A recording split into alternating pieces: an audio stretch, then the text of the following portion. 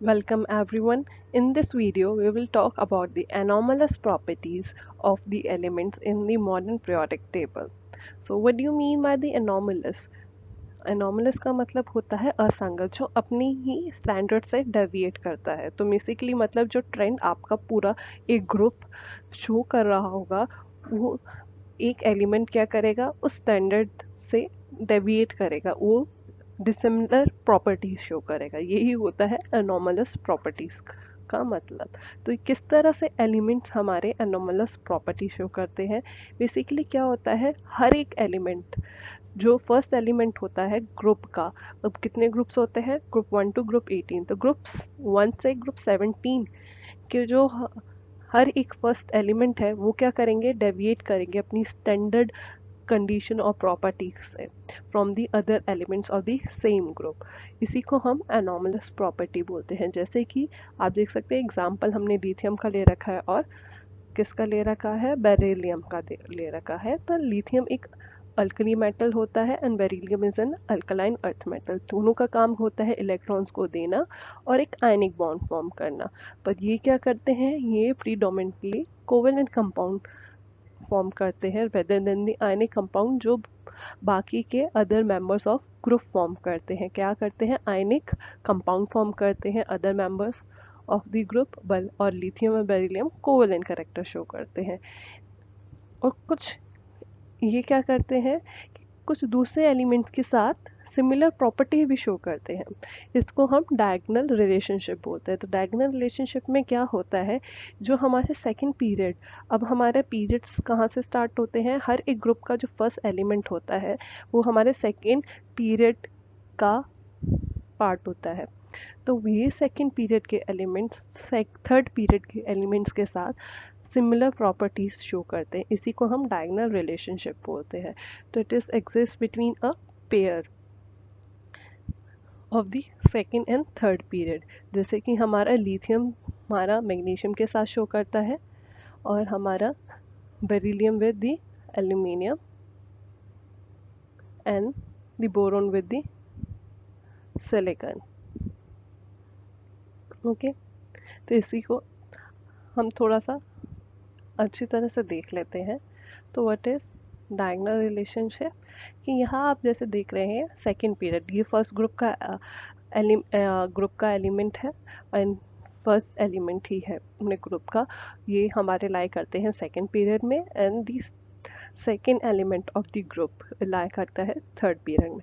तो बेसिकली हम क्या करते हैं, जब हम अपने ग्रुप में ट्रेवल करते हैं इन अलोंग द पीरियड, तो हमारा क्या होता है कि लिथियम टू बेरिलियम जब हम जाते हैं तो इफेक्टिव न्यूक्लियर चार्ज क्या होता है, हमारा बढ़ता है, जिसकी वजह से साइज कम होता है। तो लिथियम टू बेरिलियम हम जाएंगे तो साइज क्या होगा, कम होगा।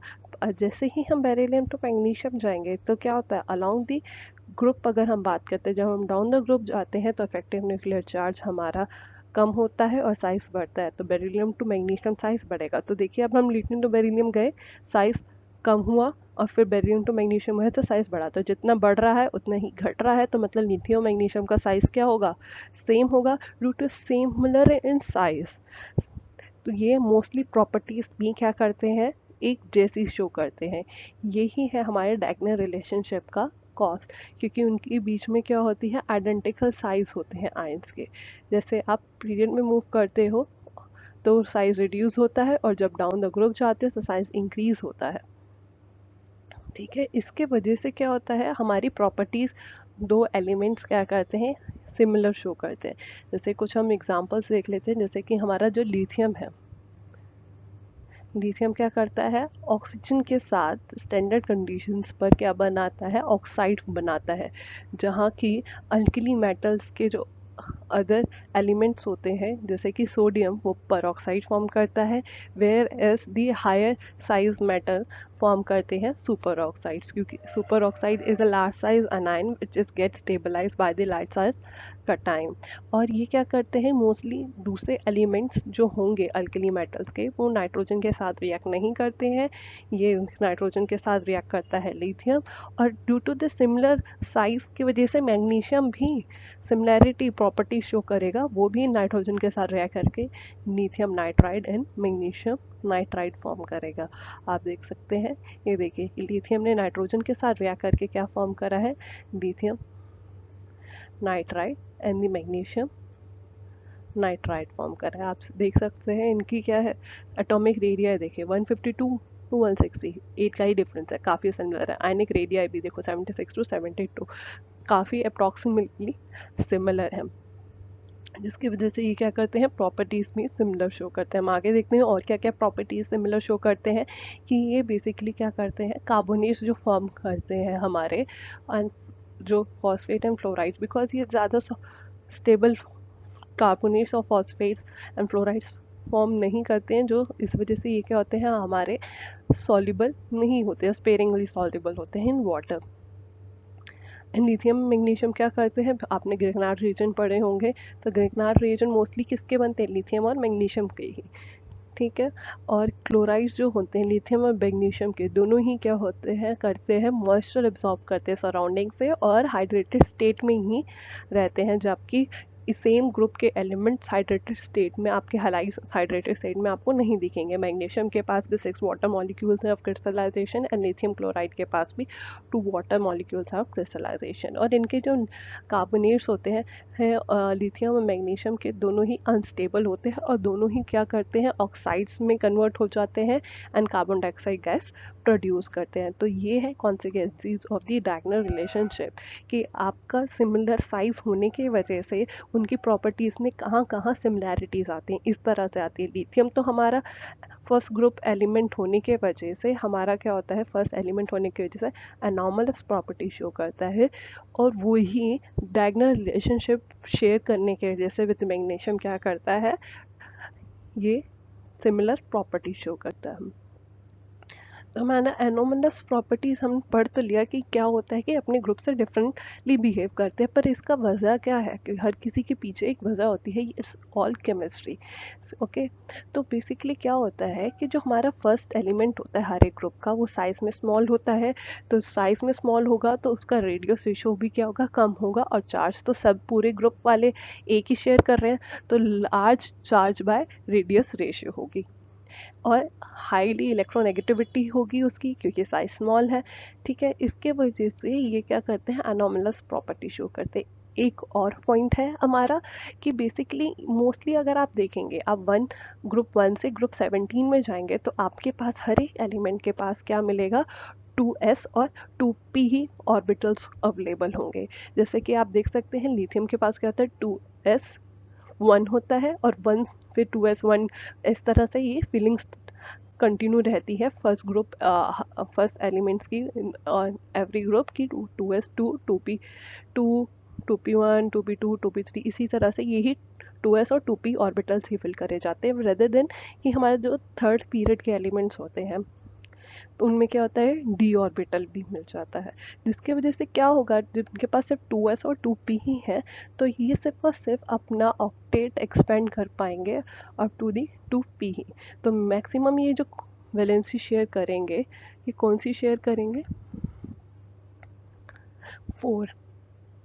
ओके, जैसे कि आप देख सकते हैं बोरोन के पास क्या होता है, 3 वैलेंस शेल इलेक्ट्रॉन्स होते हैं, तो 3 ही अपने अनपेड इलेक्ट्रॉन्स को 3 फ्लोरीन एटम के साथ शेयर करके BF3 मॉलिक्यूल बना रहा है। इसके पास अभी भी एक खाली p ऑर्बिटल बच जाता है, जिसके अंदर वो एक फ्लोरीन आयन को ले लेता है और BF4 नेगेटिव अपनी मैक्सिमम कोवेलेंसी तक दिखा सकता है, विच इज़ दी 4। अब एल्यूमिनियम के पास भी क्या है, बोरोन की फैमिली का ही, इसके पास भी 3 ही वैलेंस शेल इलेक्ट्रॉन्स हैं, तो ये भी इसको भी 3 ही बनाने चाहिए, और ज़्यादा से ज़्यादा एक फ्लोरीन जैसे बचता है ले लेना चाहिए p के अंदर एक, इसकी भी वैलेंसी क्या होनी चाहिए, 4 होनी चाहिए, AF4 नेगेटिव। पर आप यहाँ देख सकते हैं तो ये कितने बना रहा है, 6 बना रहा है, क्यों, क्योंकि इसके पास d ऑर्बिटल भी है जहाँ पे वो इलेक्ट्रॉन्स को गेन कर सकता है, पर ये हमारे first elements of the group के पास अवेलेबल नहीं होता, इसलिए मैक्सिमम कोवेलेंसी सिर्फ और सिर्फ कहाँ कितनी शो कर सकता है,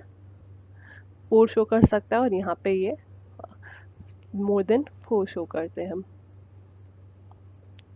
ठीक है। इसी के वजह से हमारा क्या होता है, एक और हम चीज़ के बारे में स्टडी कर सकते हैं, तो हमने पढ़ लिया है about the anomalous properties of the elements क्यों शो करते हैं। इसी की वजह से कुछ और प्रॉपर्टीज भी ये शो करते हैं कि मोस्टली जो एलिमेंट्स होते हैं फर्स्ट एलिमेंट्स ग्रुप के, उनके पास हाईली इलेक्ट्रोनेगेटिव होते हैं, साइज भी छोटा होता है और इनके पास पी ऑर्बिटल ही होता है। तो ये पी ऑर्बिटल आपस में क्या करते हैं, पाई बॉन्ड भी फॉर्म करते हैं, जो बहुत ही अच्छी इफेक्टिव ओवरलैपिंग शो करते हैं, जिसकी वजह से ये मल्टीपल बॉन्ड्स फॉर्म करते हैं। आपने जैसे देखा होगा कि कार्बन हमारा एल्काइंस है, एल्कीन्स है, ये क्या है कि कार्बन कार्बन आपस में ही क्या होता है, डबल या ट्रिपल बॉन्ड तक भी अपना बना सकते हैं। It show a good overlapping. Okay, आप जैसे देख सकते हैं एस और एस क्या कर रहे हैं, आपके S S over orbital, they are symmetric but not directional. इस वजह से ये क्या होते हैं, हमारे पी पी बहुत ही अच्छी बॉन्डिंग शो करते हैं। ऐसे ही हमारे पास इनके पास जो होता है फर्स्ट एलिमेंट्स के पास क्या होता है, पी ऑर्बिटल एम्प्टी होता है, इसलिए ये क्या करते हैं, अपने साथ क्या करते हैं, खुद ही मल्टीपल बॉन्डिंग शो करते हैं, पी पाई मल्टीपल बॉन्डिंग शो करते हैं। इसी वजह से हमारा ऑक्सीजन भी हमारा O2 गैस और डायटोमिक गैस हमारा मिलता है, क्योंकि ऑक्सीजन अपने साथ ही क्या करता है, पाई पाई मल्टीपल बॉन्डिंग शो करता है। But in a case of the third period elements जो होता है, क्या होता है, इनके पास साइज बड़ा होता है। तो जितना साइज हमारे ऑर्बिटल्स का बढ़ता जाएगा, इफेक्टिव ओवरलैपिंग आपकी उतनी ही बेकार होती चली जाएगी, जिसके वजह से उनकी अब पीपा मल्टीपल बॉन्डिंग तो ये शेयर करने से रहे, तो इनके पास क्या होता है, इनके पास डी ऑर्बिटल होता है। डी ऑर्बिटल के साथ ही ये अपना काम चला लेते हैं और क्या फॉर्म करते हैं, पी पाई डी पाई बॉन्ड। ये डी ऑर्बिटल है और ये क्या करेगा, दूसरे एलिमेंट के पी ऑर्बिटल के साथ पाई बॉन्ड बना रहा है, ये D orbital.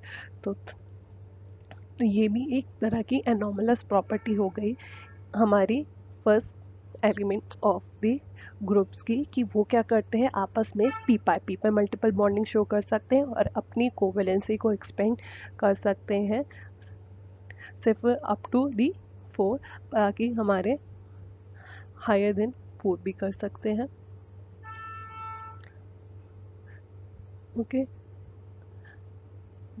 I hope this video is clear to you all, and if you like my video, so please like, share and subscribe my channel. Thank you.